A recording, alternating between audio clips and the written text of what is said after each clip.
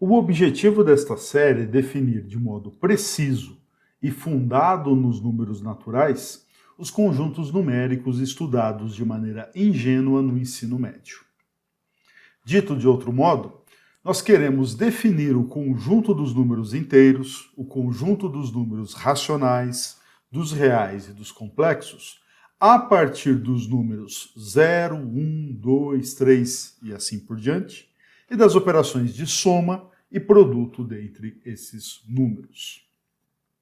Reforço que no contexto da nossa série, nós partimos do pressuposto que os números naturais e as operações entre os naturais já estão bem definidas. E caso você queira ver como esta boa definição pode ser apresentada, recomendo que consulte a série acima. Pois muito bem, no vídeo anterior nós apresentamos uma estratégia para definir o conjunto dos números inteiros a partir do conjunto dos números naturais. A ideia é considerar que um número inteiro, como o -2, é a coleção de todos os pares de números naturais da forma 0, 2, 1, 3, 2, 4 e assim por diante. Dito de outro modo, um número inteiro como o -2 é a coleção de todos os pares de números naturais em que a segunda coordenada do par é 2 unidades maior do que a primeira coordenada do par. A partir da relação que estabelece quando pares de números naturais são equivalentes, afirmei no vídeo passado que toda equivalência induz uma partição no conjunto dos pares de números naturais. Isto é, toda a equivalência induz uma partição no conjunto naturais cartesiano naturais. Neste vídeo, nós vamos definir de modo preciso estas ideias e mostrar algumas de suas propriedades. Feito isto, estaremos em condições de, no próximo vídeo da série, concluir a construção dos números inteiros. Neste momento, eu sugiro a todos aqueles e aquelas que estão familiarizados com noções como partição de um conjunto, classe de equivalência de um conjunto, conjunto quociente, relação de congruência e estrutura quociente, que avancem para o próximo vídeo desta série. E caso você não esteja familiarizado ou familiarizada com estas noções, espero que o vídeo seja útil e recomendo que você consulte a lista de exercícios relativas a este vídeo presente em nosso site. Você encontra o link para o site aqui na descrição deste vídeo. Pois muito bem, comecemos com a definição de partição. Mas, antes de apresentar a definição, vamos apresentar qual é a ideia que norteia a noção de partição de um conjunto. A ideia de se particionar um conjunto é dividi-lo em pedaços, em que cada um desses pedaços é chamado de uma célula da partição. Uma pergunta natural de se fazer nesse momento, então, é a seguinte: ora, qualquer modo de eu quebrar, de eu particionar, de eu dividir um conjunto, origina uma partição do conjunto? A resposta é não.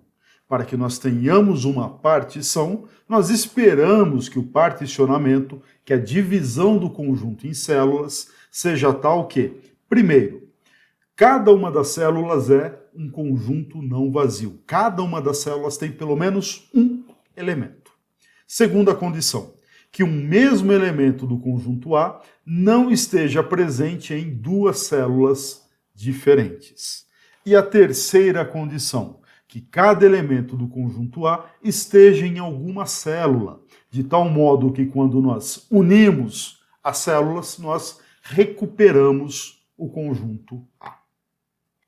Uma observação interessante é que, em muitas das vezes, a célula possui uma quantidade infinita de elementos. E uma importante aplicação do particionamento de conjuntos é que, com um pouquinho de abstração, nós podemos considerar as células como objetos singulares. Isto é, podemos considerar cada célula como um elemento de um novo conjunto, chamado conjunto quociente do conjunto original. No nosso caso, a coleção das células, vistas como indivíduos, novos indivíduos singulares, é o conjunto quociente do conjunto A. Observe que a abstração que nós fazemos aqui, ela não é muito diferente daquela que nós realizamos quando consideramos uma biblioteca como uma unidade, em vez de ser uma coleção de livros, com uma coleção de estantes, uma coleção de mesas e assim por diante. Esta abstração é também análoga à abstração que nós fazemos quando consideramos, por exemplo, uma casa como uma unidade, em vez de uma coleção de tijolos, uma coleção de canos e uma coleção de fios. No contexto de nossa série, se o conjunto A é a coleção dos pares de números naturais, uma célula será um número inteiro. Enquanto que, se o conjunto A é a coleção dos pares de números inteiros, nós iremos definir as células de tal modo que cada célula será um número racional. Embora em nossa série nós iremos trabalhar com as partições única e exclusivamente no contexto dos conjuntos numéricos, esse tipo de construção não se restringe à definição dos conjuntos numéricos. Pelo contrário, é muito comum em lógica matemática, álgebra abstrata e diversas outras áreas da matemática. Novamente, caso tenha curiosidade em consultar um ou outro exemplo específico, dê uma olhada na lista de exercícios disponível em nosso canal. Ótimo, vamos agora apresentar a definição precisa da noção de partição. Vamos definir o que foi apresentado à esquerda de uma maneira um pouco mais ingênua. Uma família F de conjuntos é uma partição do conjunto Azão quando 3 condições são satisfeitas. A primeira delas estabelece que cada um dos elementos desta família é não vazio. Esta primeira condição captura a ideia de que cada uma das células é não vazia. A segunda condição estabelece que se nós temos 2 elementos da família e estes elementos são distintos, então a sua intersecção é vazia.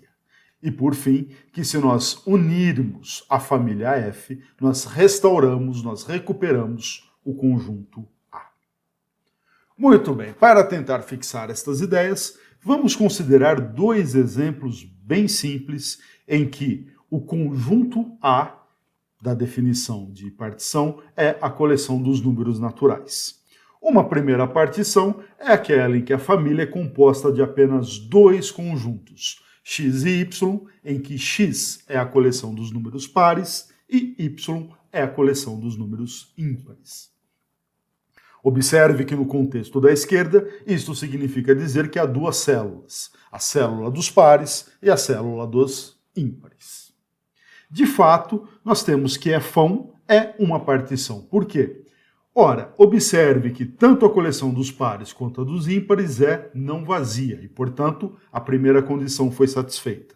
Além disto, a intersecção dos pares com os ímpares é o conjunto vazio. Afinal de contas, nenhum número natural é, simultaneamente, par e ímpar. E, por fim, se nós unirmos a coleção dos pares com a coleção dos ímpares, nós obtemos a coleção de todos os números naturais. Ótimo, vamos agora considerar um segundo exemplo, este em que F1 é uma coleção infinita de conjuntos, ou seja, uma partição com infinitas células. Note que o modo como nós estamos definindo a partição é o seguinte: cada elemento da família é um conjunto cujos elementos são aqueles em que a soma dos dígitos do elemento é precisamente n. Deste modo, S0 é a coleção de todos os números naturais cuja soma dos dígitos seja 0. Só há um elemento em S0, que é o próprio número natural 0. S1 é a coleção dos números naturais cuja soma dos dígitos seja 1. Ora, 1, 10, 100, 1000, 1 milhão e assim por diante são números naturais cuja soma dos dígitos é 1 e, portanto, são elementos de S1. S2 é a coleção dos números naturais cuja soma dos dígitos é 2, portanto, são membros de S2 2, 20, 101, 11, 110, 200 e assim por diante. Observe que a partir da caracterização de F não é difícil verificarmos que P1, P2 e P3 estão satisfeitas. Estabelecida a definição de partição, eu lembro a vocês que no vídeo passado nós apresentamos a definição de relação de equivalência.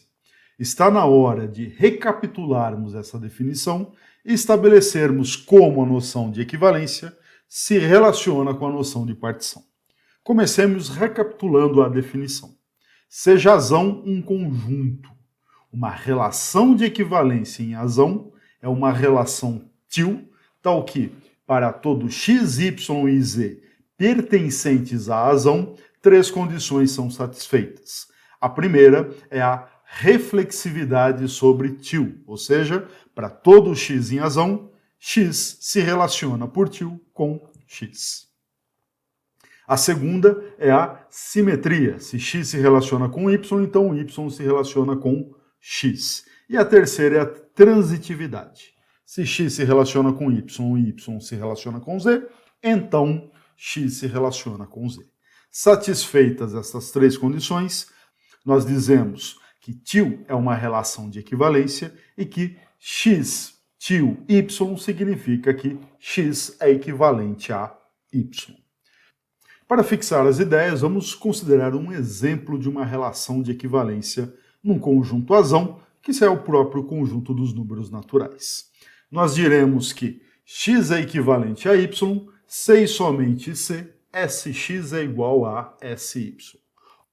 Como no exemplo anterior, sx é a coleção de todos os números naturais, tais que a soma dos dígitos é x. Observe que, através da noção de soma dos dígitos, de fato nós temos uma relação de equivalência.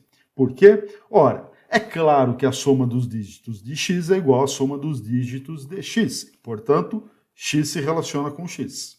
Além disso, se x se relaciona com y, eles têm as mesmas somas de dígitos e, portanto, o y se relaciona com x. A mesma coisa pode ser dita e está sendo escrita em tela acerca da transitividade. Observe que esse exemplo não está deslocado do exemplo anterior. Nós definimos, nós induzimos uma relação de equivalência a partir do que na tela anterior era uma partição. Isto não é por acaso, e para deixarmos clara qual é a relação entre partição e equivalência, nós iremos apresentar a definição do importante conceito de classe de equivalência de um elemento módulo uma relação de equivalência. Vamos, portanto, à definição. Seja um til uma relação de equivalência em azão e azinho um elemento de azão. A classe de equivalência deste elemento azinho módulo a relação til é um conjunto. Conjunto este que nós denotaremos por azinho entre colchetes índice til, que é a coleção de todos os elementos de azão que se relacionam com azinho.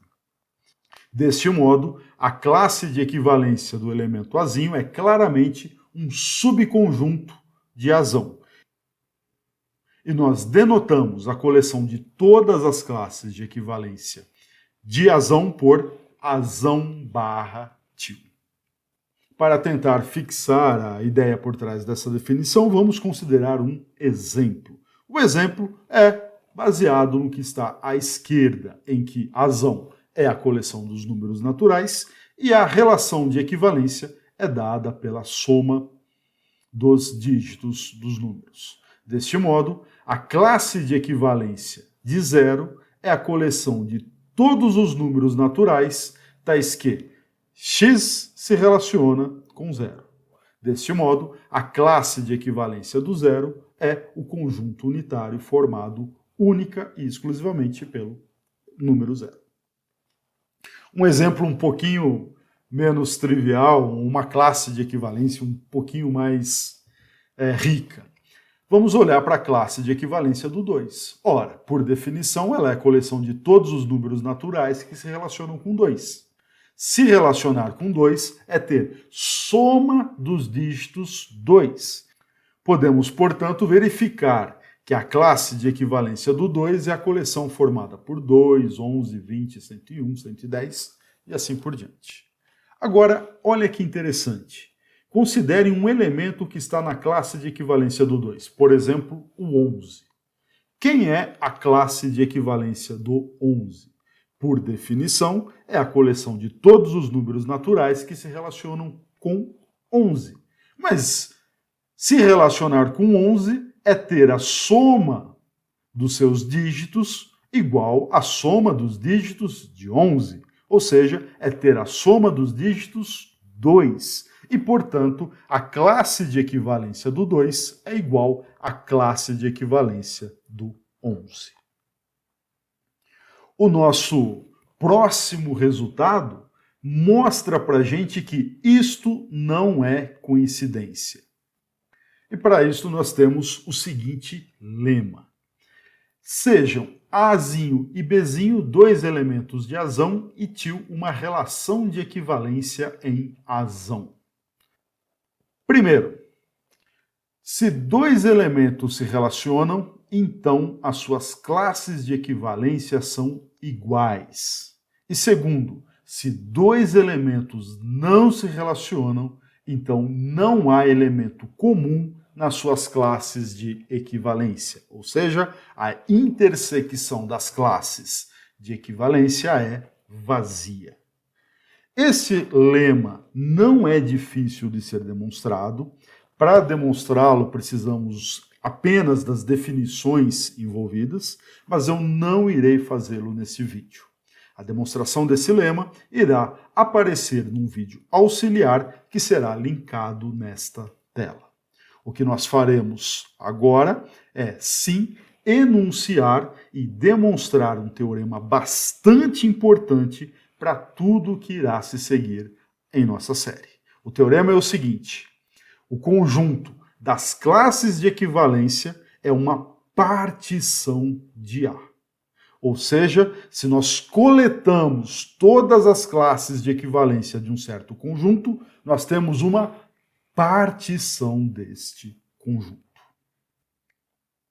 Deste modo, através desse teorema, conseguimos relacionar as noções de relação de equivalência em um conjunto azão com a noção de partição de um conjunto azão.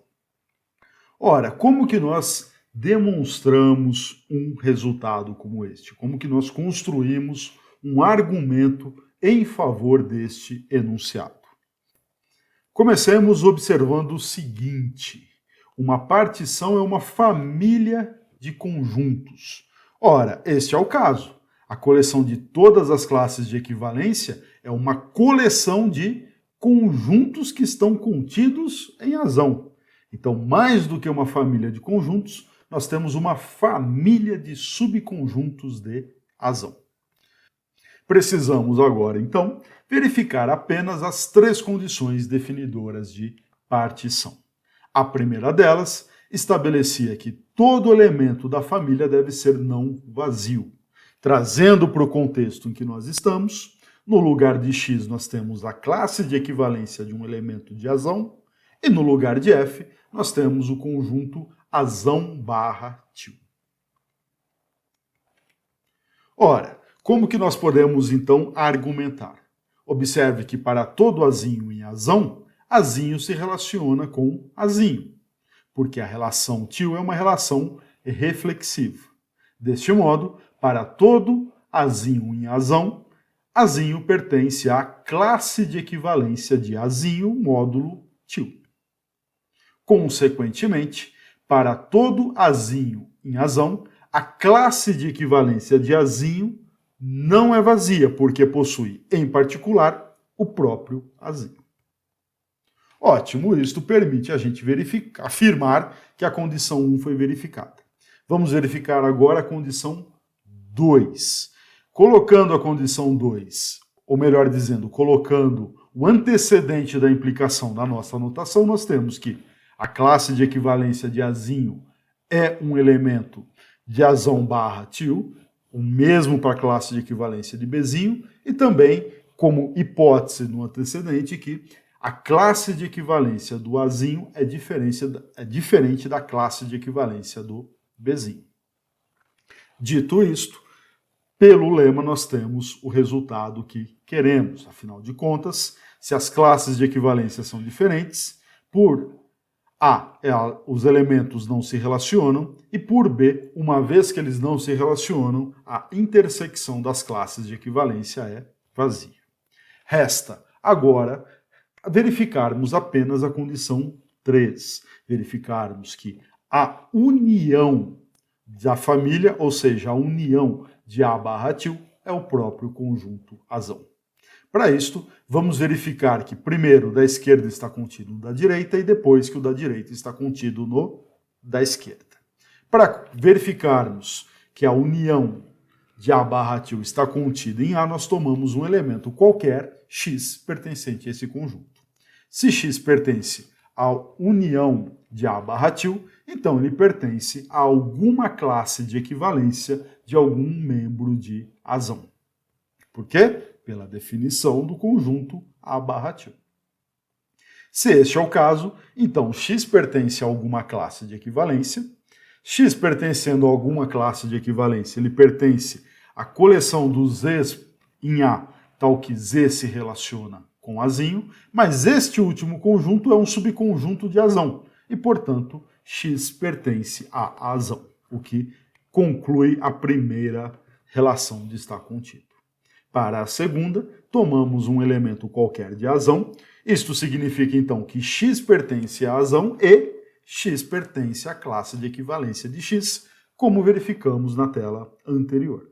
Ora, se x pertence à classe de equivalência de x, então existe algum t, tal que x pertence a t e t pertence a A barra tio. Ora, quem que é esse t? É a própria classe de equivalência de x módulo tio. Deste modo, podemos dizer então que x pertence à união de A barra tio, pela definição de união, como você pode checar no vídeo aqui em cima. E isto conclui a segunda relação de estar contido. Como um conjunto está contido no outro e o outro está contido no um, os dois conjuntos são iguais pela definição de igualdade de conjuntos. E, portanto, o nosso teorema foi demonstrado. O teorema vale nesse sentido, mas vale também na sua forma recíproca. Vou colocar aqui como uma forma de observação barra exercício que toda partição F de um conjunto Azão induz uma relação de equivalência neste conjunto Azão. Como que esta relação é induzida? Do seguinte modo. Dois elementos serão equivalentes, C e somente C, existe alguém na família, tal que ambos os elementos pertencem a esta família. Dito de outro modo, dois elementos serão equivalentes, C e somente C, existe alguma célula em que esses dois elementos estão na mesma célula. Este resultado não é difícil de provar, mas não será feito aqui.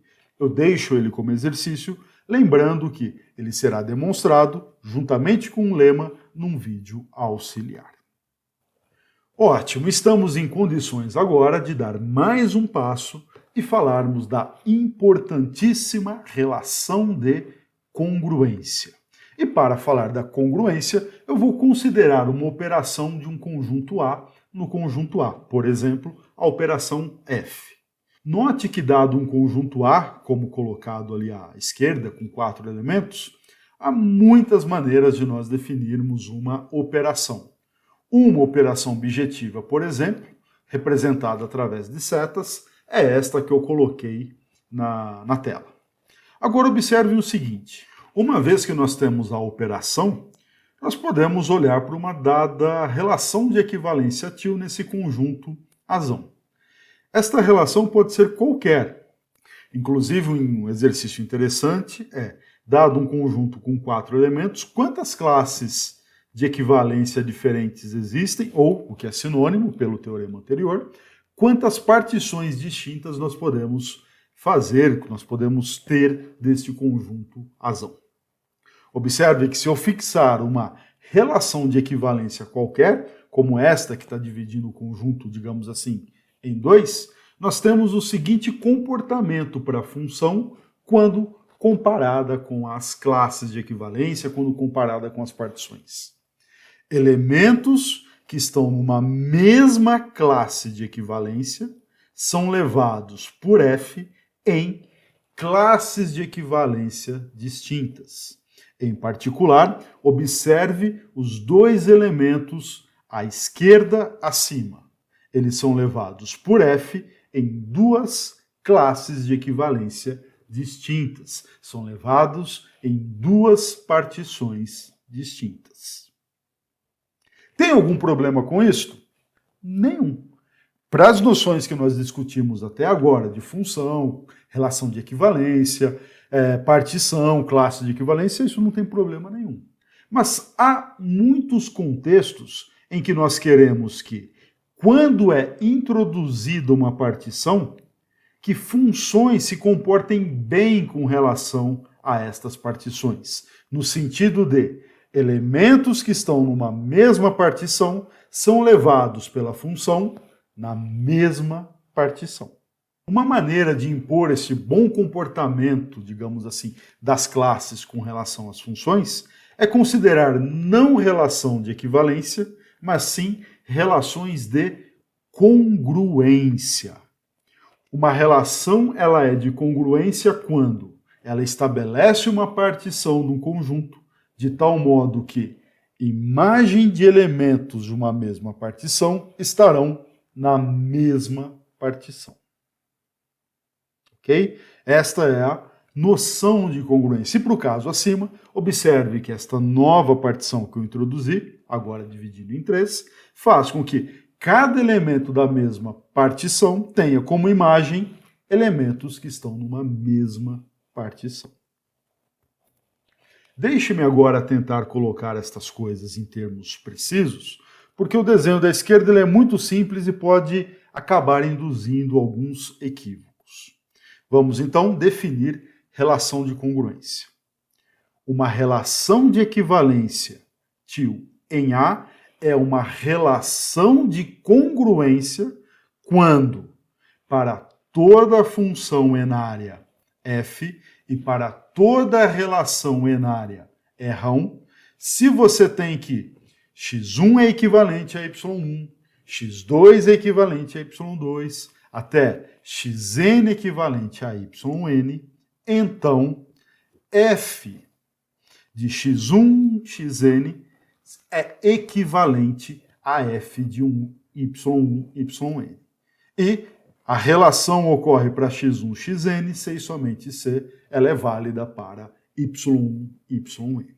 Observe que a penúltima condição ali estabelece que, olha, se você tem elementos equivalentes, as imagens por f destes elementos são equivalentes. Esta é a definição precisa e só mais um pequeno comentário. Quando eu coloco para toda função, não é para toda função que possa ser definida, mas é sim para toda função prefixada, para toda função dada numa certa linguagem, dada numa certa assinatura. No contexto da nossa série, as funções relevantes serão soma, produto e aquelas definidas a partir de soma e produto. Ok? Caso tenha ficado alguma coisa não muito clara com relação à noção de congruência, por favor, use a área de comentários do vídeo. Ainda falando um pouquinho a respeito da nossa série, um exemplo que será particularmente interessante para a gente diz respeito à soma. Considere, por exemplo, que você tem uma situação em que A é equivalente a B e C é equivalente a D, e faça sentido a gente falar da soma de A com C e falar da soma de B com D. Se, além de uma equivalência, nós tivermos uma congruência, então a soma de A com C é equivalente à soma de B com D. Dito de outro modo, se as classes de equivalência de A e B são iguais e as classes de equivalência de C e D são iguais, então a classe de equivalência de A somado com C deve ser igual à classe de equivalência da soma de B com C. Ótimo! Dito tudo isto, estamos agora em condições de darmos prosseguimento à construção rigorosa dos números inteiros. Mas isto será feito apenas no próximo vídeo. Um pequeno spoiler do que está por vir. No próximo vídeo, nós iremos considerar, novamente, os números naturais com sua aritmética, os naturais, a soma e o produto. A partir disso, nós iremos definir o conjunto quociente de n cartesiano n pela relação de equivalência TIL, que será, mais do que uma equivalência, uma congruência para as operações de soma e produto.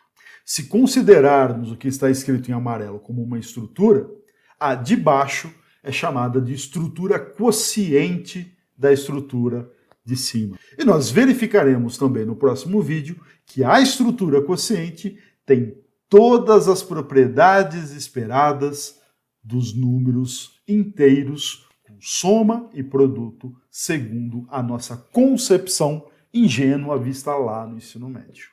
Isto vai nos permitir afirmar que os números inteiros e sua aritmética estarão bem definidos e são precisamente a estrutura quociente dos naturais com a soma e o produto. Mas estes são temas para o próximo vídeo. Por hora, acho que é isso. Muito obrigado a você que me acompanhou até aqui e caso tenha alguma dúvida, sugestão ou crítica, por gentileza, use a área de comentários. Um forte abraço, até a próxima e